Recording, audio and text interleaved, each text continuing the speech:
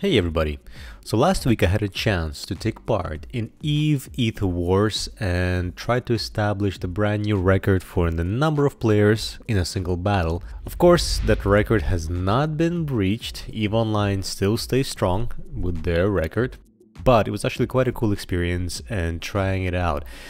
Based on the number of comments that I got on my livestream, people really did not understand what Aether Wars really was and what it's all about and what the technology is and what is CCP's involvement.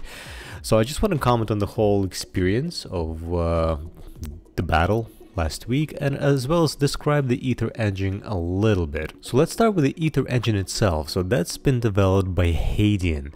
The sort of the Hadean OS as they call it, and it's a brand new sort of experimental technology, well, not experimental anymore, but brand new tech in terms of the cloud server. I'm not really tech savvy when it comes to the service. I'm not the one to comment on it. You can read all about it on the links in the description down below. But basically it's a brand new way to upscale the servers using the cloud and their specific proprietary Hadean OS. With applications aside from gaming, the massively multiplayer gaming, the applications also are in life sciences and finance, which is quite interesting. So everything to do with supercomputers and large data sets and all that, and having to connect as many people as possible to a single server.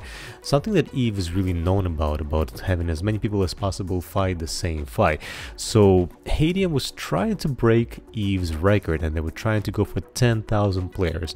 I believe they had something like 12,000 signups before the whole thing happened.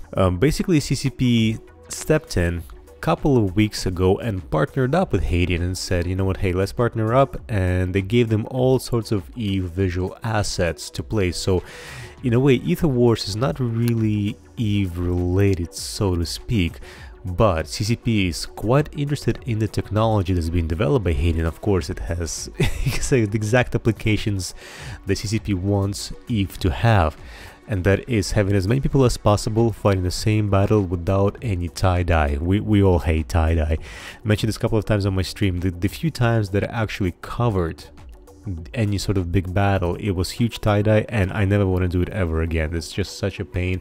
It's not my thing. I don't want to do it.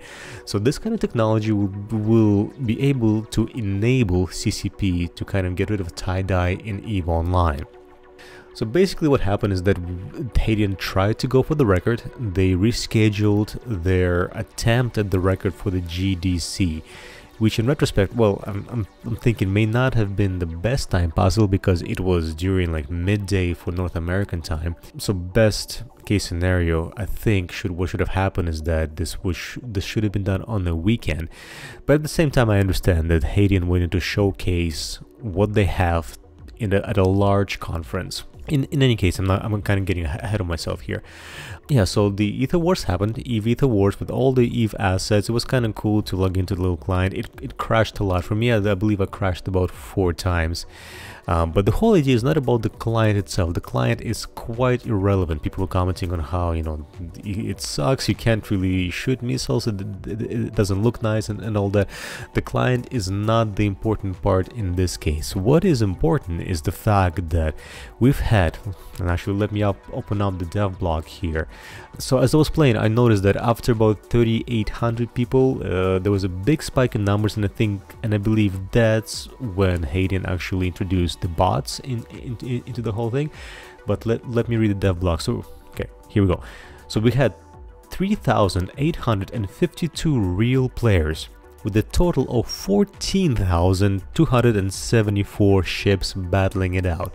So subtract the numbers, do your own math. The rest were bots. So they introduced the bots just to stress the system, because I'm sure they saw that the numbers weren't climbing.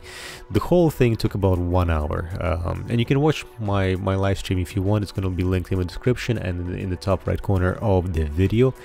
Yeah, the client was not really important. Yeah, it was kind of fun flying around. They were using the EVE Valkyrie assets, which I didn't realize at first because I didn't recognize the ship. Just to fly around, simple, shoot people down, very simple. I think it's a bit of a bittersweet thing in the way that I was really hoping that the record will be broken and that I'll be able to participate in the whole 10,000 real people fighting. But yeah, still though, they achieved what they set out to achieve, and that they had more than 14,000, let's call them quote-unquote connections, playing and fighting the same battle. Of course, you can argue that bots really have no ping, so it's not a real test. In any case, they still had 3,800 real people connected at once. That's still quite a feat for any game out there, including EVE Online, and there wasn't that much tie-dye. Well, sorry, there was no tie-dye whatsoever. So I'm really glad that I got to participate. I actually left off work a little bit early to be able to join this. Like I said, bittersweet that we couldn't break any records, but at the same time it was cool to take part and help stress test this technology, and I'm sure a few years down the road we're going to be seeing the sort of Hadean OS and the Aether Engine being involved in a lot more MMORPGs, including EVE Online, well, because CCP partnered with Hadean on the whole thing. And actually, after the whole thing, after the stress test, Hadean posted an interesting picture on Twitter, and you could see the Dual Universe guys right there, front and center, actually looking at Hilmar giving his speech. Yeah, so we can expect to see this sort of thing being involved in more and more games. Brand new experimental tech, cloud-based kind of servers, and yeah, where we go from here is going to be quite interesting. But no, this is not a brand new sort of the EVE Online type of game. The game is not going to be improving. The client is irrelevant, and I guess for this part, CCP really should have been a little bit more forthcoming with their communication, because the whole dev blog came out about a week or 2 weeks before the whole stress test was supposed to happen. That's when Hadean partnered up with CCP. Before that, Hadean had like just a 1K players stress testing their system a little bit. I haven't got a chance to participate in that, but yeah, after that CCP stepped in and gave them a whole bunch of visual assets to include in their client. What happens from here on in, really I hope that Hadean tries to go ahead for breaking the record, making one more stress test, hopefully on the weekend, where as many people as possible can actually join and participate for the fun of it. Like I said, I'm really looking forward to the tech. Everybody that came out to, actually I saw a lot of streamers on Twitch come out and actually try this out. It was quite cool to see EVE community kind of taking this whole idea and running with it. I know there was a bit of rivalry, of course, as it usually is, between EVE Online and Star Citizen. The whole Discord for Aether Wars was quite cool. You could see people posting their tags of what game they're from. Yeah, so I predict we're going to see the technology in more and more games as the time goes by, and hopefully we can get rid of this stupid tie-dye that we have. I know it's a solution to a problem that we have right now, but this is why I avoid big fights. I can't handle the tie-dye.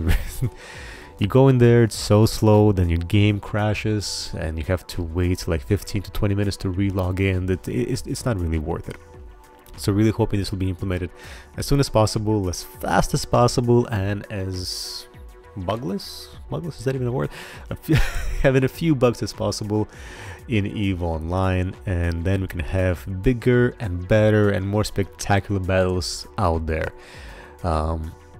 Yeah, like I said, take a look at my live stream if you'd like to.